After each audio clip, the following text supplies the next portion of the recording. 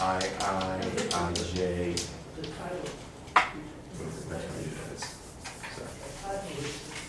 dli dot dlj over xi minus xj, current in loop I times loop j. And what I see in this expression is that there is a geometrical quantity here that depends on how the loops are oriented relative to one another in space. And this matrix here is called the mutual inductance.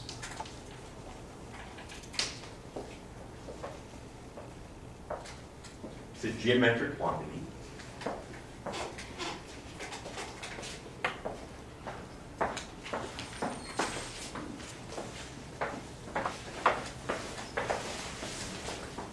So, the potential energy associated with that current distribution can be written as 1/2 Lij times the current in loop I, current in loop j.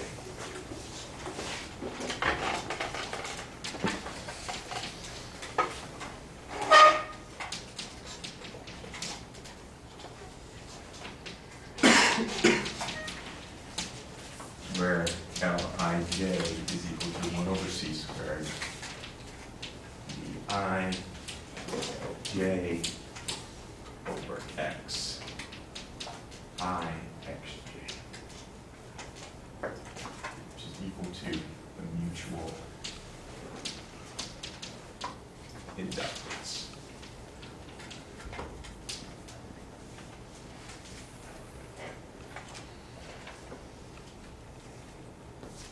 All right.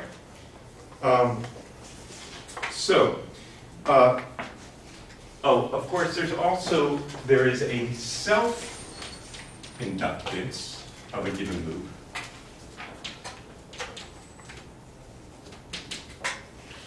And so if I only had one loop, then the potential energy of that one loop can be expressed in terms of the self-inductance of that loop. How do we understand the meaning of inductance? Well, of course, the meaning of inductance is how much current is induced for a given flux.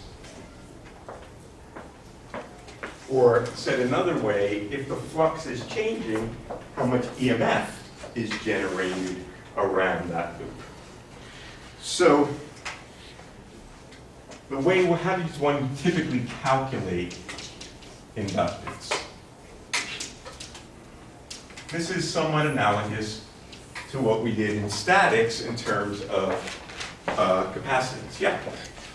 Yes, I was just going to ask, so jumping back a little bit to the mutual inductance, is that expression for the energy, is it kind of analogous to, like, if you bring a bunch of point charges together, and that's just the energy to bring them together, and yes, not the energy that's contained in the fields themselves, or each of the individual fields. So not, say the energy of the field surrounding this point charge and that point charge and that. So let's step back for a moment. Okay. In electrostatics, we asked how much work was it necessary to establish a charge density rho. So we imagined that we had charge distribution at infinity, and as we moved it in from infinity, all the charges do work, feel the potential against each other. Eventually, I get them to the final distribution, and it took me some work to do that.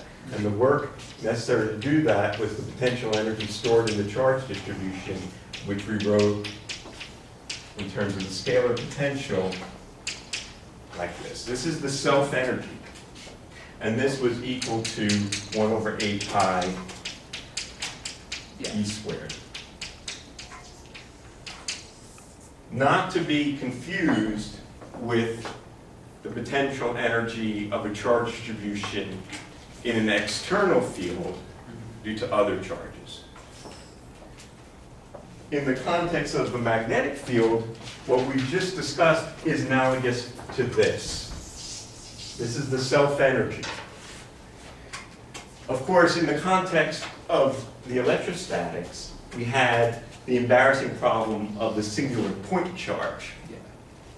And we don't have that problem here. Okay. So this is, I imagine, there's no current in this loop, and then I, turn on the source and it starts, adiabatically, say, ramping up to the final current. I could say that the amount of work that was necessary to do that was the work I had to do against the back EMF that was being generated as the current was changing and thus the flux was changing, which can be equally expressed in terms of the self-inductance of the loop.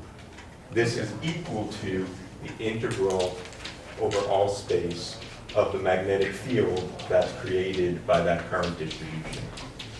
Okay. In the same way that in electrostatics, we had that this potential energy was equal to 1/2 CV squared, where C was the capacitance and V was the final voltage. It's equivalent to the, either this expression or this expression. Okay. All right? Cool. All right, so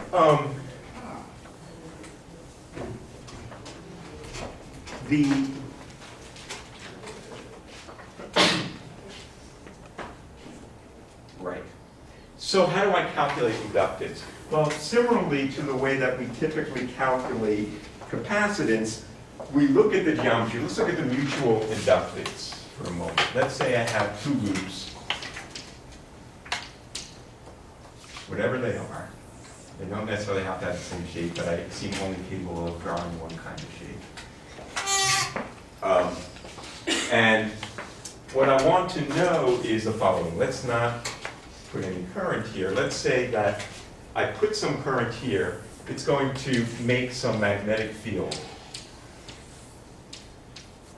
B due to 1, which is going to flux through contour 2. All right? So the flux through 2 due to 1, this is the magnetic flux,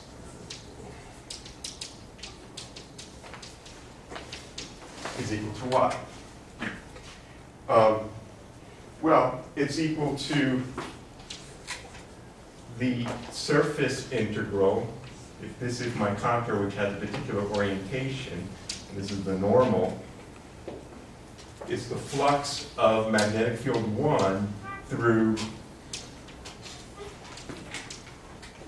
surface 2. Okay? So that's the flux of the magnetic field through this loop due to the current flowing in loop 1. Now we just showed that the flux integral is equal to the contour integral of the vector potential, as we showed in one of those famous asides on the back board over there.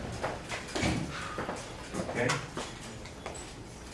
And so if we plug in again for the vector potential in terms of the current, that's equal to the contour integral through contour 1 of IDL1 divided by that dotted into L2. Which, according to our expression there, is equal to C times the mutual inductance between 2 and 1 times current 1. So we have an important expression here which says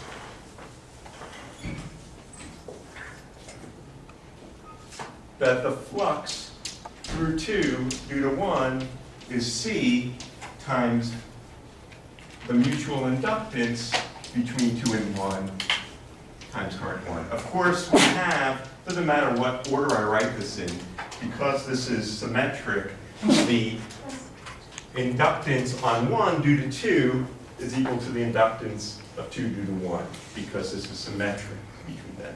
That is known in the electrical engineering literature as reciprocity. So, this is the relationship between flux of magnetic field, inductance, and current. With, unfortunately, in these units, this is one place where I really think suggests, you gotta give the props. I mean, this is not really, what the hell is this C doing here, but it's there. So. Because capacitance and inductance don't have the same units in CDS as I wish they did. So we have the self inductance as well, which says that the flux through, the magnetic flux through a surface, through a loop, or enclosed by a loop, is equal to the self-inductance times the current flowing in that loop.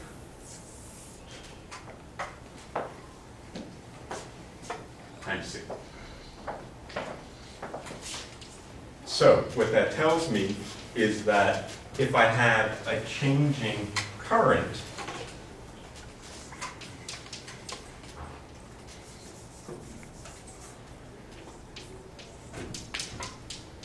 through that loop, that is equal to the rate of change of the flux according to this relationship, which is equal to minus 1 over C, no, which is equal to minus C times the EMF, right? Because by Faraday's law, the EMF is minus 1 over C, the change in flux. So of course what this tells us is that the EMF generated by a change in current is equal to minus L di dt.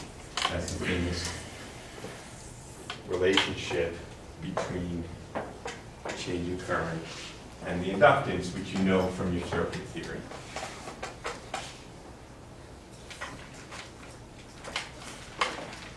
So, the way in which one calculates inductance is you have some geometry, you apply a certain current, you then calculate what the flux is for that current, and the ratio between that current and that flux is C times the inductance. So let's do a quick example. Let's look at the self-inductance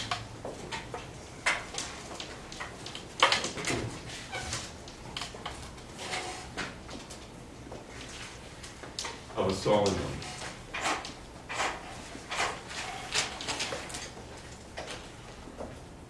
So let's say I have a solenoid, very long cylinder, it's got all these loops. All right? And it's got n turns per unit length. Okay, so I've got a density of turns here that are very densely packed. This solenoid has some radius over. Okay?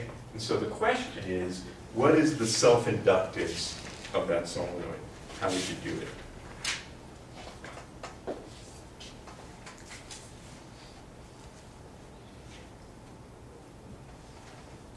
You know the B field inside, right? So what we said is that inductance is related to how much flux do you get for a given amount of current. So what you do is you put some current through the thing. Okay? And then I look at how much flux there is of the magnetic field through the thing, and then divide by that current, divide by C, that's the inductance in these units. So how much magnetic flux is there?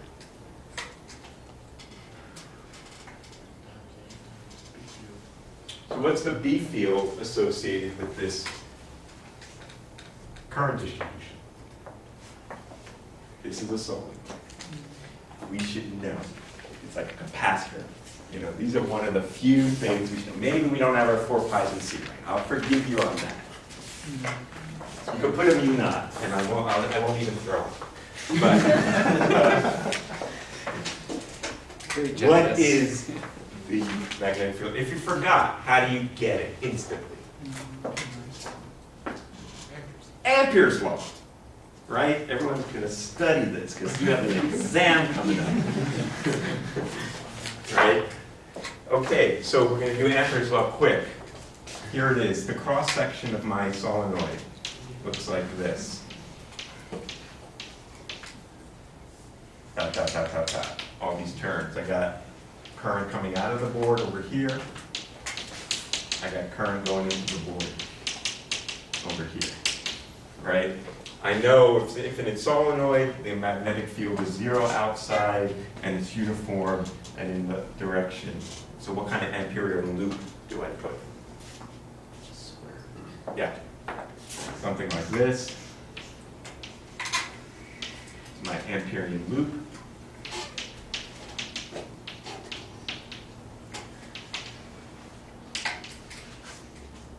And the contour integral of B dot dl is then what? Well, B is only in this direction. It's uniform. It doesn't matter where I am.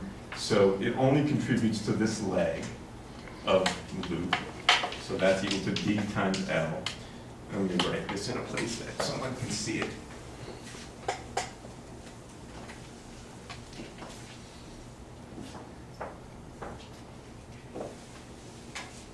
So, integral D dot dl. In this case, it's just D times that length L.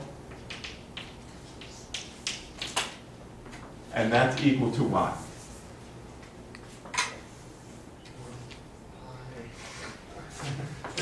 Typically, there's a 4 pi in these things, right? Over C. Over C. So I enclosed over C. All right, and what's I enclosed? Number of loops times I, right? Which is equal to the number per unit length times L times I. So the magnetic field inside the solenoid is equal to 4 pi times I over C times N. Thank you. Also known as 4 pi the surface current over C. Just like 4 pi sigma for a capacitor. Or sigma over epsilon naught. Okay, sorry. All right, so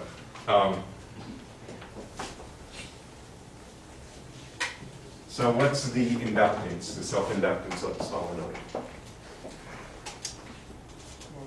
4 pi squared and R squared over C squared. Right, so we've now got to just multiply this, the flux of the magnetic field, right, is what? Well, each loop had, it's in this case, because the magnetic field is uniform inside the solenoid, the flux of the magnetic field is just the area of the solenoid times the total number of loops, which would be n times whatever the total length is, assuming L is long enough that the fringing fields are negligible. Is a bad notation because that's the inductance. called, what did I call it in the notes? I guess I called it L again.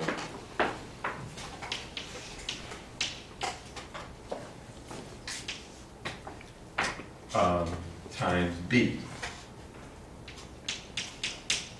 Wait, sorry, where are you getting the L from? Because the total flux is the total number of loops. Each loop I see. contributes one flux, but we have little n times the total length numbers, the total number of loops. That's the total amount of flux. Let me just call this thing A, the area of the loop, because that's obvious. So I don't have all these dead pi's floating around. And so I have 4 pi, the area, cross-sectional area, n squared L over C times I is equal to C times the self-indulgence times I. So, the final answer, please. The self-inductance of a solenoid, L, is equal to 4 pi A n squared L over C squared.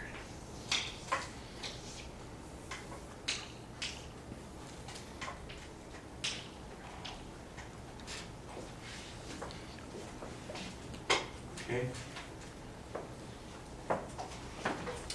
All right. So, before we conclude here, of course, we note there's been a bit of a sleight of hand in this whole discussion. Because when I calculated the energy, for example, necessary to create this current distribution, notice what I did. Let's go back over here.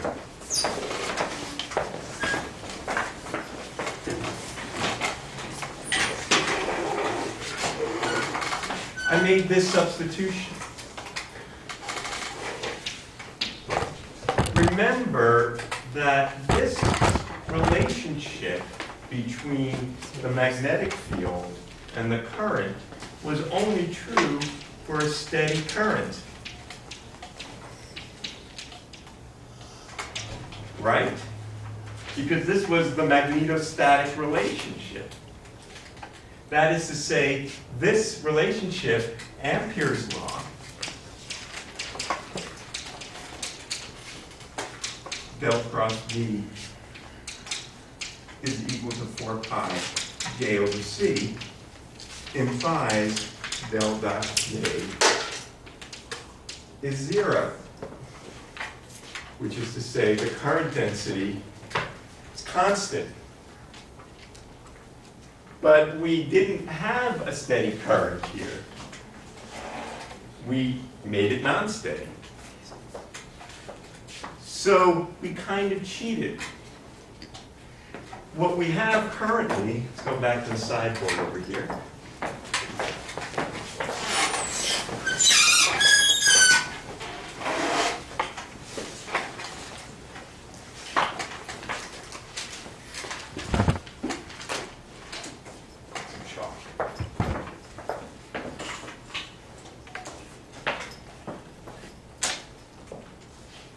So far,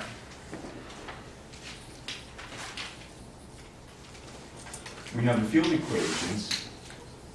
We have del dot E is 4 pi rho, del dot B is 0, del cross E is no longer 0. We have the Faraday law, negative 1 over C dV dt, and Ampere's law.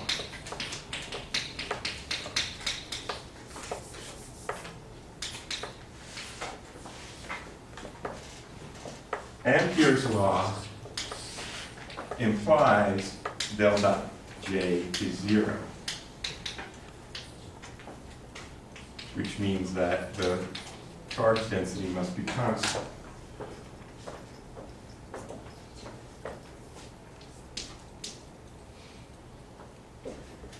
So, as you know, these equations are incomplete. And this was the amazing, I think, beauty of this whole theory. I mean, here you have, when you think about it, in the history of the development of electricity magnetism, you know, back in the 18th century, people are chopping frogs' legs, you know, having fun with static electricity. There's all kinds of empirical laws. Benjamin Franklin calls them electron negative. Then there is a more systematic formalization of this. You have Faraday's universal law of induction. You have, you know, shoving magnets into coils. We see that there is a relationship between electric and magnetic fields. Of course, Oersted earlier, I mean, people knew about magnets for a long time. Natural lodestones stones were used for navigation, but the relation between current and magnetic field was discovered later by Oersted. And then you have this, you have Maxwell come in and say, and put this all together in this mathematical formalism, and just purely now, at this stage now, the feedback loop closes, we say, theoretically, these equations are inconsistent because they don't allow for the case of when we don't have a steady current. And so Maxwell just postulates that there is another term in here, the displacement current, which must be chosen to be consistent with charge conservation. And we'll complete Maxwell's equations next time. I'm going to talk about the relations. All right?